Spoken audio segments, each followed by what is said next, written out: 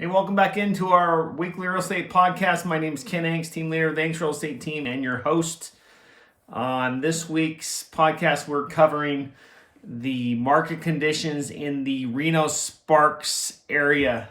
These numbers are specifically for Northern Nevada, and we're sticking in the Reno Sparks area. These are medium numbers. These are numbers from the Sparks Association, Reno Sparks Association of Realtors. And this is for resale homes. This is not for new home builds. So what we're going to quickly do is go over the stats. I am right here. These are for April. And I apologize. I'm getting this out at the end of May. Just been busy with lots of transactions. And then what I'll do is in 2 weeks, I'll give you an update on the May numbers. The May numbers are going to be really interesting just to kind of find out where we're going in the market.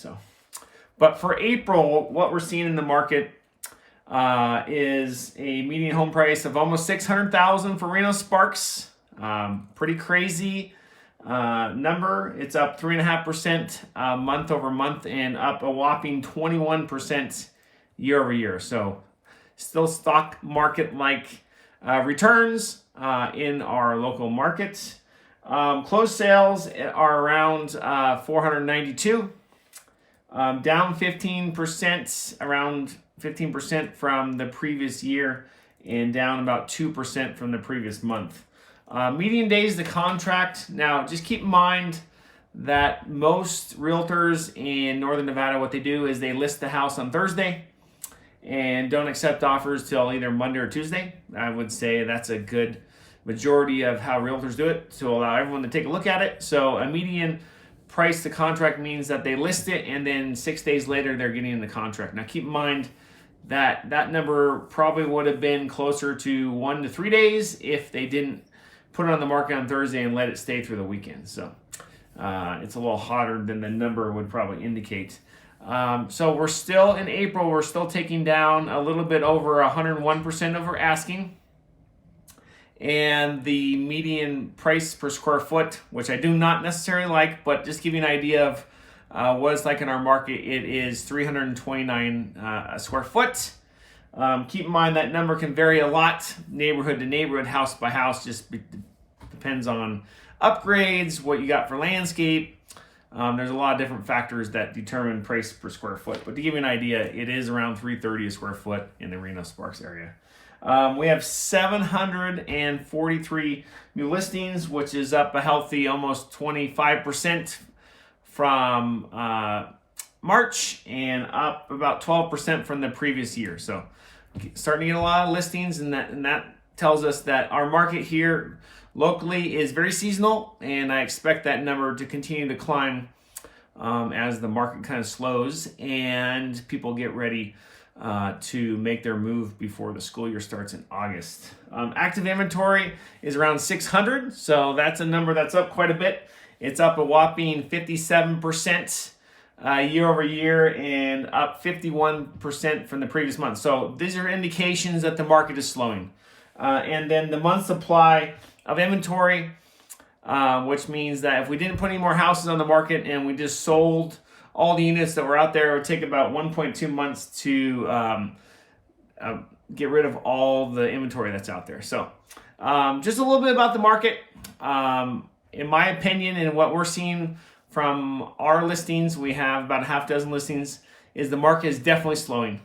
I saw my first mortgage ARM, 7-year ARM, come across my desk.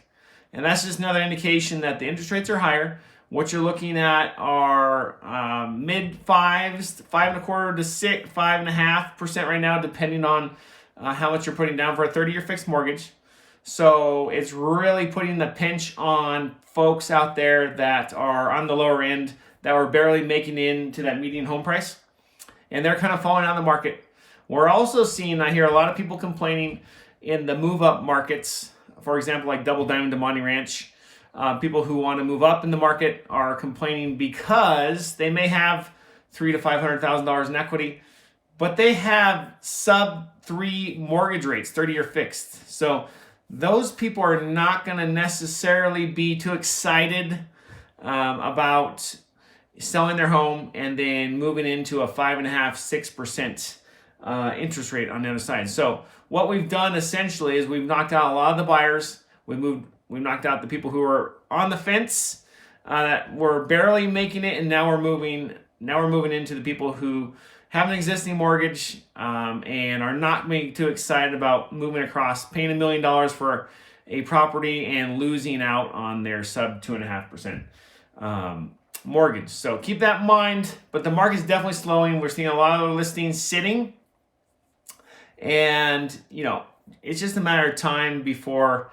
all the negativity of the stock market, even though it was positive this week, is going to spill in the real estate market. And I've talked to people moving to Florida, to Texas, and everyone is seeing a slowdown. Houses are not flying off the market they were even just like 2 months ago.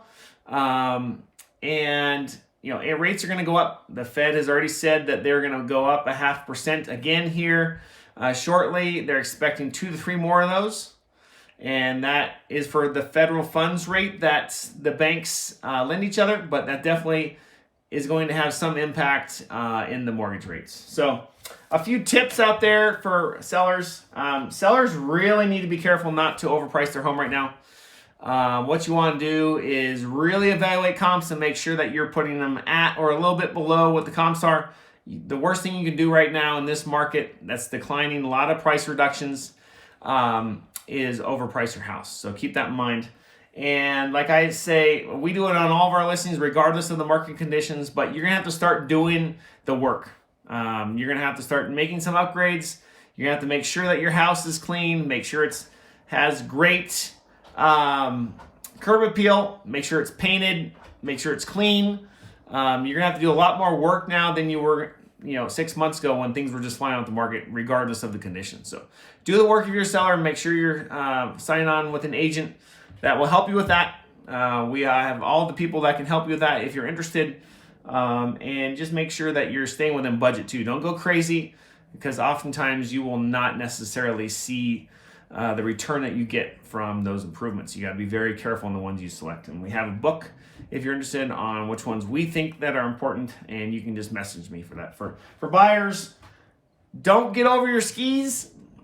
Big proponent of making sure that you can afford it.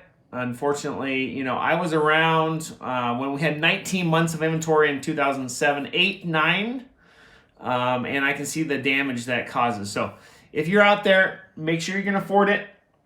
Make sure that if you haven't talked to your lender in a while, make sure you check in. We've had a lot of people call us and say, hey, we'd like to go look at houses. And I said, have you checked in with your loan officer to make sure that you are still in the area that you thought you were? Because most people have experienced a 2% increase in rates, which means that you have lost about 20% of your buying power. So to make sure you do that before you go look at homes, and then make sure you have a long-term perspective.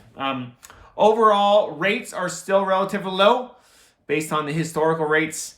I think the average is around 6 to 7% over the last 30 years. Like my dad said, he had a mortgage, and a lot of people that are in the older generation will tell you in the early 80s, a lot of mortgage rates were in the 18 to 20 range for a 30-year fix. So we're still in a good area. Just make sure that you have a long-term perspective. So don't think for a second that the market's going to keep up going 20%. I just don't think it's there. I think we're going to run out of steam. And you just need to be patient. And if you have a long-term perspective where you're going to live there for the next 5 to 10 years, I think it'll work out. But if you're thinking you're going to make $200,000 or $300,000 like we've experienced over the last 2 years in this market, you may be surprised. So if you have any other questions or topics that you want us to talk about on this channel, feel free to leave us a message. Would love comments about our videos, topics that we can cover. And if you want to be a guest on our show and talk about some aspect of real estate, we'd love to have you in. Give us a call in the office, 775-525-0309.